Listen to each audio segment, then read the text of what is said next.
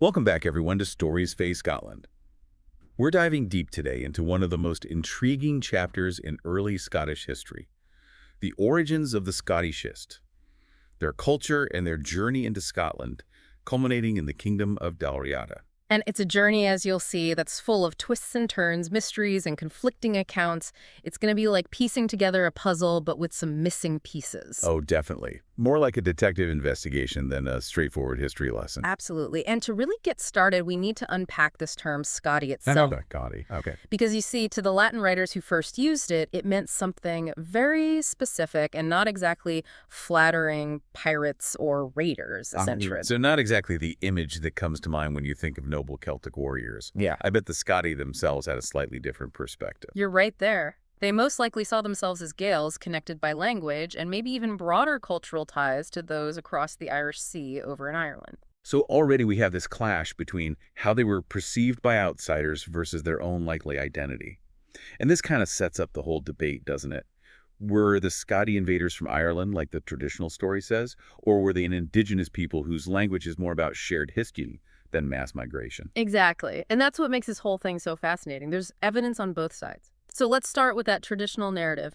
You've probably heard of King Fergus Mór, who supposedly sailed over from Ireland around 500 AD and established the Kingdom of Dal Raita in Argyll. Right, Fergus Mór sounds familiar. And this story comes from sources like the Irish Annals of Tigernach Bede's ecclesiastical history, even the Census for Nalban, which is basically like a genealogy of Scotland's rulers, right? Yeah, that's right. On the surface, it does sound pretty convincing, but I have a hunch there might be more to it. Always.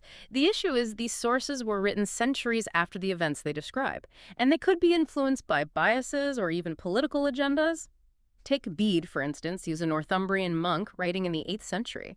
That's over 200 years after Fergus Mór supposedly arrived. Wow, yeah, that is a long time. So how reliable can he be? Well, he probably relied on stories passed down from Scottish clerics who might have had their own reasons, to emphasize an Irish origin for the Scotti. So it's like a game of historical telephone where the message changes a bit with each retelling. And what about the other sources like the Annals and the Census for Nalban? Similar issues. The oldest manuscripts we have for the Annals, they date back to the 10th and 14th centuries. Plenty of time for things to be altered or added.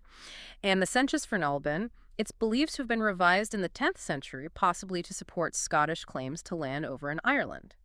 Ah, so the sources might be a bit more like whispers than shouts in this case. Exactly. So we have to approach them with a healthy dose of skepticism and look for other evidence too, things like archaeology and linguistics.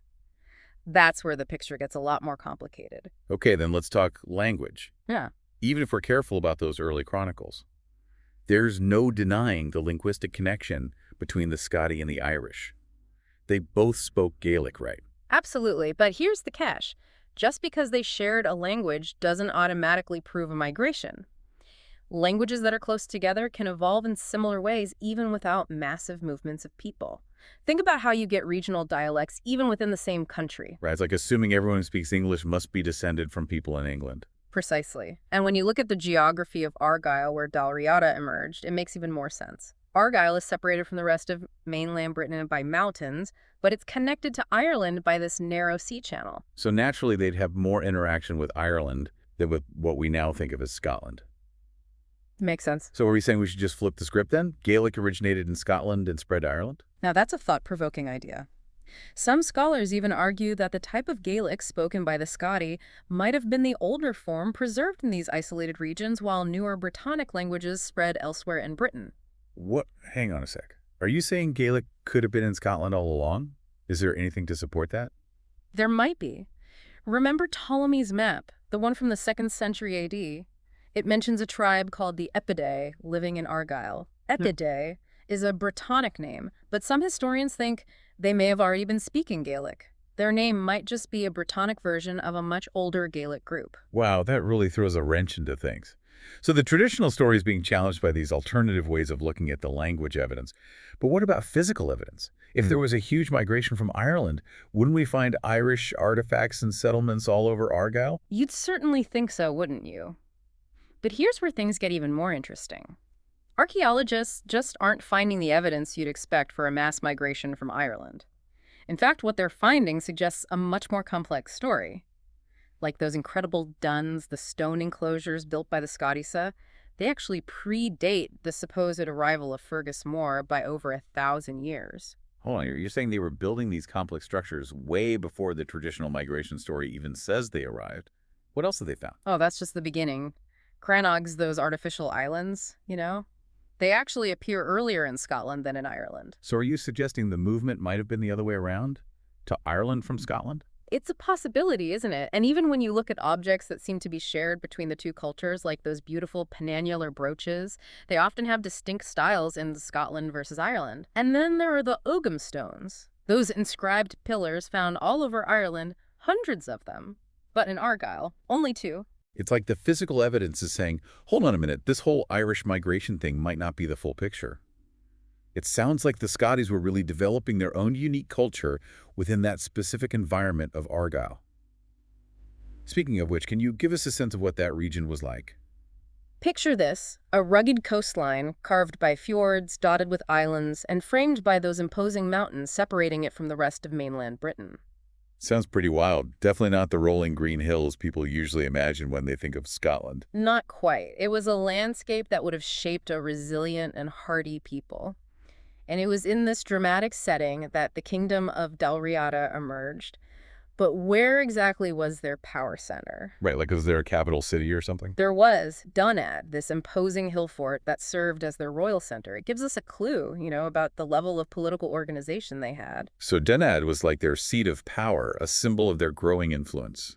Precisely. And remember, they were separated from the Picts to the east by that spine of Britain, those mountains. That geography is crucial for understanding how Dal Raita developed. It wasn't just some colony plonked down on an empty map. So there was potential for both conflict and exchange with their Pictish neighbors. And it wasn't just the Picts they had to contend with, was it? I've read about these Galgaid Hyle who pop up in the Irish Chronicles. Who were they exactly? Ah, yes. The Galgaid Hyle, they really add another layer of intrigue to this whole story. These Scandinavianized Gael, they're often described as, seem to represent this blend of Norse and Gaelic cultures emerging around the 9th century. So Vikings mixing with the local Gaels. Things were getting pretty complicated in Dal Raita by then. Definitely adds to the mystery. And there's evidence of them in Bute, which was once part of Dal Raita. A source called the Martyrology of Talat mentions them. So hang on, we've got these Galgaid Hyle maybe descended from the Scotti, and they're further complicating that traditional migration story from Ireland. It certainly throws a wrench in things. Were they a later development, a product of the Viking Age's impact? Or do they hint at even earlier interactions and blending of cultures? It's a question historians are still debating. It's like peeling back the layers of an onion and finding more and more complexity with each one. We've talked about the archaeology, the language, but how are the Scotti themselves depicted in those early historical accounts? Were they just these fearsome raiders, as the term Scotti implies, or is there more to them? Well, like we said, that term Scotti, it comes from those Latin writers who saw them as a threat, a disruptive force. And those writers, they weren't exactly neutral observers. Yeah, I can imagine. Known for their seafaring skills, which could easily be seen as threatening to coastal communities. It's not exactly the kind to send postcards. Exactly. Bede, for example, he describes them alongside the Picts as very savage nations from beyond the sea who plundered and ravaged the land. Not exactly a glowing review. Makes them sound pretty terrifying. But is that the whole story? Were they really just these mindless barbarians? Well, it's important to remember Bede's perspective. He was writing from a Northumbrian point of view. Yeah. And the Northumbrians, they had their own conflicts with both the Picts and the Scotti. So maybe a bit of exaggeration there. Demonizing the enemy, so to speak. It's possible. And if you look beyond those dramatic accounts, you do find hints of a more complex society. Remember Dunad, that impressive hill fort? That suggests a level of political organization beyond just simple raiding parties. So they weren't just roaming bands of pirates. What kind of political structure did they have? Were we talking kings, chiefs, warlords? The sources point to a system of kingship, with powerful rulers controlling territories and leading their warriors. Remember that entry in the Irish annals mentioning Fergus Moore Mac, which means son of Irk. So it sounds like family lineage and inheritance played a big role in their leadership. Absolutely. It's a classic pattern we see in a lot of early medieval societies. And these weren't just figureheads. They commanded loyalty-controlled resources and engaged in both diplomacy and warfare with their neighbors. So they negotiated formed alliances and, yeah, probably raided when it suited them too. A bit more nuanced than just pirates then. Exactly. And their system of kingship, it wasn't static either. We see evidence of shifting alliances, power struggles, even joint rulers. It was a dynamic and evolving political landscape. It makes you wonder what life was like under those kings. Were they harsh rulers, or did they have the support of their people? That's a fantastic question, but unfortunately one that takes us beyond what our sources actually tell us. We get glimpses of powerful nobles, skilled warriors, hints of a society that valued courage and loyalty. But the everyday lives of ordinary people, that remains largely a mystery. It's always those everyday details that I find so fascinating. But I guess that's the challenge of studying history, especially when you're dealing with cultures that didn't leave behind a lot of written records of their own. It is. It's this constant act of piecing together fragments, reading between the lines, and acknowledging the limits of what we know. But that's also part of what makes it so exciting. We're always making new discoveries and revising our understanding of the past. Well said. We've definitely covered a lot of ground today, exploring the origins, the culture, the political landscape of the Scotti. But as we've seen, their story is far from simple. It's a tapestry woven from so many different threads, with lots of intriguing questions still waiting to be answered. And that's exactly what we'll be doing in our next episode, as we explore the legacy of the Scotti and the eventual rise of a unified Scotland. This whole episode, we've been digging into what we know, or what we thought we knew about the Scotti, their origins, their culture, how they were viewed, even how they governed themselves. It's amazing how much debate there still is about these early parts of Scottish history. It really shows you how history isn't about finding the one right answer, but about exploring the possibilities. Weighing the evidence and always refining what we understand. Exactly.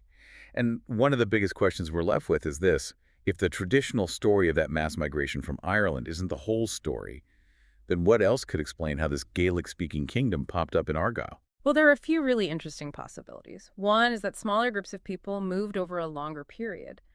Remember how close Argyll and Ireland are? Just a short hop across the sea? It's easy to imagine people going back and forth maybe for trade or marriage alliances or even just adventure. So not a sudden invasion, but more like a gradual blending and exchange of cultures. Exactly. Over time, those smaller interactions could have a big impact on the language and culture of a place. Like, think about how a recipe changes over generations as different cooks add their own little twists. The core ingredients might stay the same, but the final dish ends up unique. That's a great way to put it. It shows how culture can change organically without some big dramatic event. And it reminds me of something else we talked about: cultural diffusion. Even without huge migrations, ideas, technologies, even languages can spread just through contact. Absolutely. Think about the influence of the Columban Church, based on Iona, right there in the heart of Dal Raita. It had strong connections to Ireland and its missionaries and monks. They would play a role in spreading Gaelic language and culture. That makes a lot of sense. Religion has always been a powerful force for cultural change, often more so than military conquest.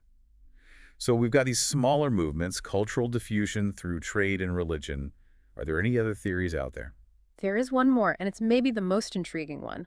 What if Gaelic was actually present in Argyll, much earlier than we traditionally thought?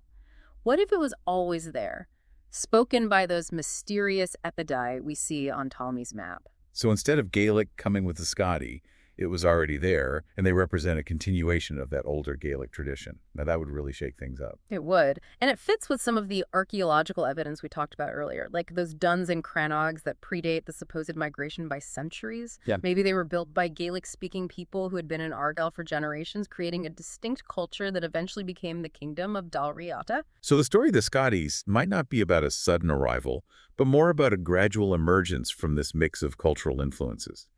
It's like we're uncovering a secret chapter in Scottish history, one that pushes the origins of Gaelic back further than we ever imagined. And that's the beauty of researching history. There's always more to discover new layers, to peel back new ways to see the past. The story of the Scotti and Dal Raita reminds us that history isn't a fixed story. It's a dynamic and always changing tapestry. So well said. I think we've given our listeners a lot to think about today. As we wrap up our deep dive into the world of the Scotti, we encourage you to keep exploring, keep asking questions, and keep uncovering those hidden chapters of Scottish history. Until next time, Slán David Math.